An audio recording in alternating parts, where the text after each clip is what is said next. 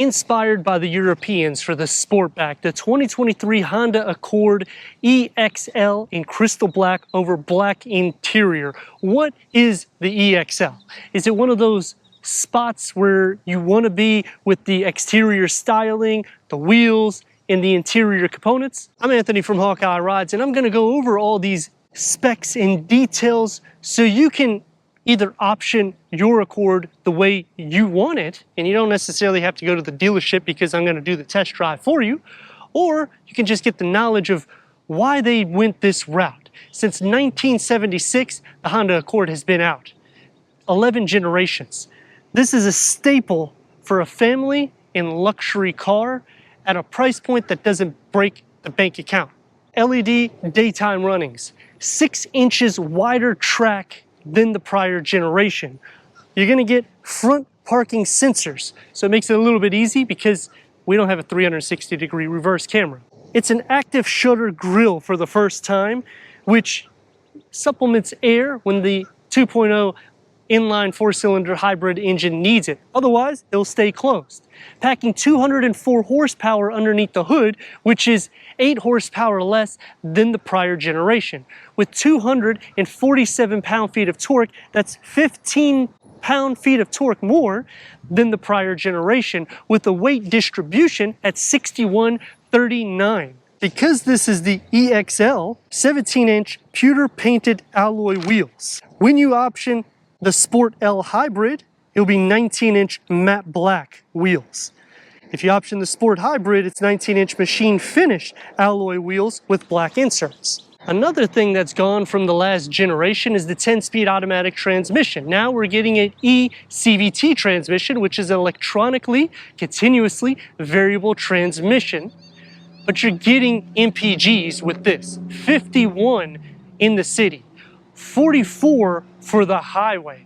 This is an everyday European slope roof design vehicle. And if you wanted to option the touring, the only difference is that you're going to get is the wheels, some elements on the exterior that gets gloss black, but because of this paint palette and it's the sport trim, you're going to receive those also. In the interior, you'll see kind of a significant differences because you have to option up tier levels instead of optioning packages. But what is reworked? The whole suspension layout. A new McPherson strut suspension with a multi-link rear. It's going to be standard on all of them with a front and rear stabilizer bar. You have the chrome that's going to surround that slope roof design. This will be 64 pounds less than the Touring. The same incorporation in the rear with the LED taillights and keeping more of a luxury profile for the front and the rear. They have really exited the sporty style. You can option the 1.5 i4 turbocharge, and you'll get 192 over 192, the same as last year, paired with the same CVT transmission. This is going to be the more optimal for MPGs, and this is basically 100% new, where that's going to have a carryover engine. Reworked adaptive cruise control, lane keep assist, collision mitigation assist, road departure mitigation, no blind spot monitoring, quick release going into 16.7 cubic feet of storage with bag hooks on both sides. Underneath the floor, you have the tire pump, split fold the rear bench in the back at a 40-60 split. That will increase the cargo to the EXL Hybrid. Going inside the EXL Hybrid Accord, because this is the hybrid, you're going to lose about 2 inches of headroom. 37.5 inches is what it's going to measure out to. Leg space at 42.3. Entering inside to a leather upholstery, 10-way power seat adjustment for the driver, 4-way power seat adjustment for the passenger, memory for the driver, heated front seats.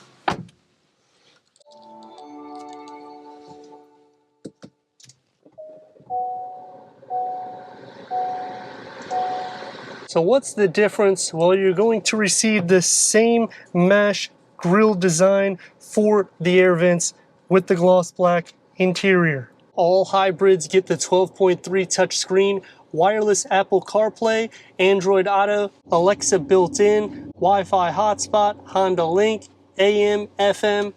Put it into reverse with a reverse camera.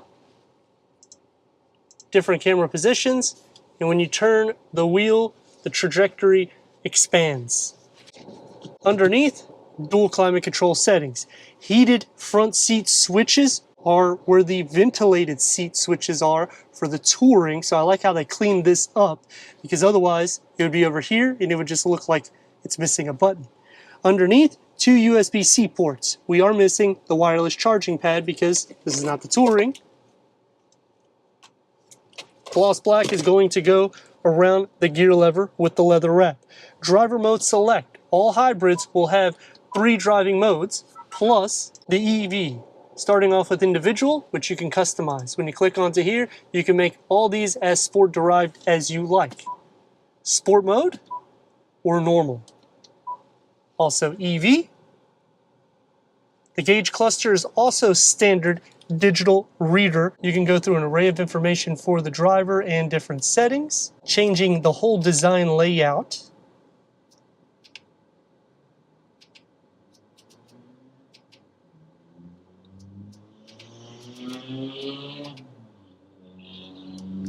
But I personally will leave it on the round.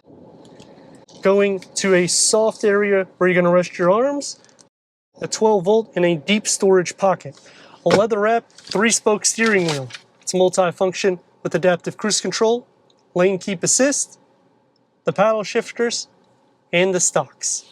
With the push button start, the dashboard and door panel integrating together. 8 speakers set up, and everything is going to be more hard derived. No soft materials, one touch up and down only for the front windows, and a medium-sized storage pocket with a beverage or flask holder in the front with a moonroof. For the back seat, the Accord really does emphasize room. 37.2 inches of headroom, except for when I move side to side because of the slope roof design that's European inspired. It pushes inwards, which you will lose a little bit when you're comparing it to a Toyota Camry. The leg space, 40.8 inches, that's going to be more. 2 USB ports in the air vents are going to be in the back with storage only behind the passenger seat. The door panel gets the everyday materials pretty much everywhere, except for where it needs to be. It's still a little firm though, one touch down with a smaller storage pocket. Sitting into the center headroom isn't an issue because it's actually carved out, as you can see the oval look. Leg space isn't bad either, and feet space. Butt and shoulder space will be a little bit more closer because of the cushioning for the leather upholstery. The best MPGs. This is the trim to go, predominantly because of these 17-inch wheels. Is it going to be more of a firm or sporty drive, even though it's a smaller wheel? Well, we're going to see throughout this review. 204 horsepower out of this hybrid engine, over 50 MPGs to the city. That is crazy because this is not even a plug-in. You don't have to worry about nothing but putting fuel in the car, so for a long drive, you can tick that box because Honda is going that extent. Now it's going to be a little bit less sporty. You're going to lose a little bit of amenities and you'll have to do some aftermarket work, or maybe the dealership will install some of these things because you're not going to get the wireless charging pad. You're not going to get ventilated front seats. The heated rear seats is also taken away because you have to go up the tier. You can't even option the heads-up display unless you go into the touring. So unless you're really wanting to spend about $10,000 more, it might be something to entertain because you're going to save so much in fuel picking this trim over any of the other options for the hybrid. Now we're going to see how well she performs.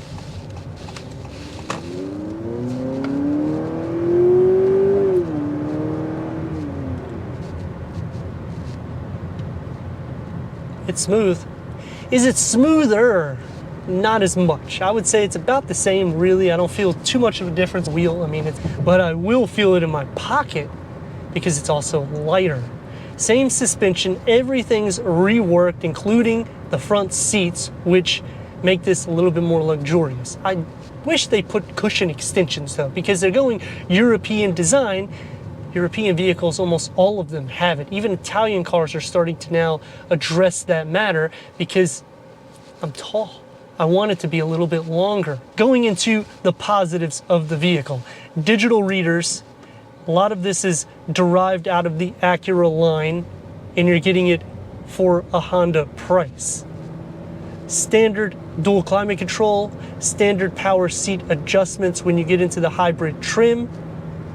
There's a lot of standard amenities that make this a more practical everyday driving vehicle. You also get the charging ports in the back.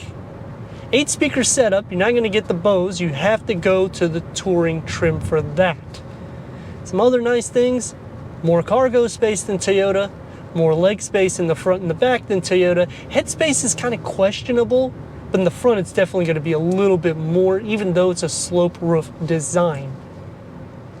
Larger touchscreen, and it's not so in your face. It's exactly where it needs to be.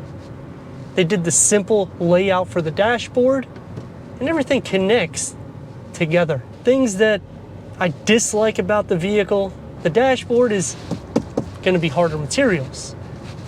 Same thing on the tops of all the door panels. Same thing where you rest your arm.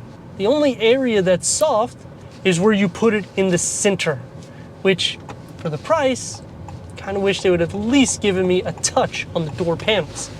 Turn radius at a stop point is going to get about, let's say, 2 lanes. Let's rock and roll.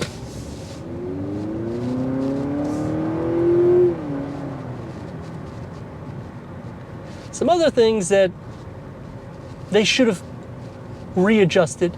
4-way power seat adjustment. That's more or less a carryover from last year, and I understand you have to go up the trim level.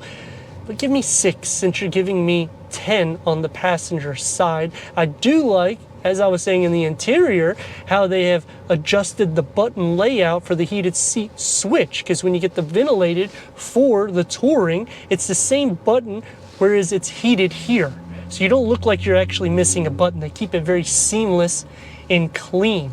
Most auto industries don't even think about this detail, and you're getting around 13 mpgs when you go full EV mode. Again, not to sound like a broken record, but this is not a plug-in. This is not a full EV, so we're getting these numbers in a $30-ish thousand vehicle.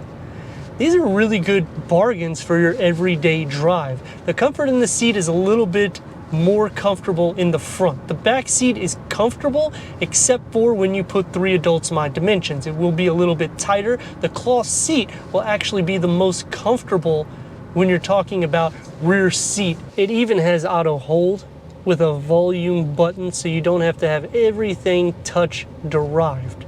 But it's so seamless because the buttons are more hidden, and yet it's a more open concept. So it feels a lot more wide. It doesn't feel like that on the exterior.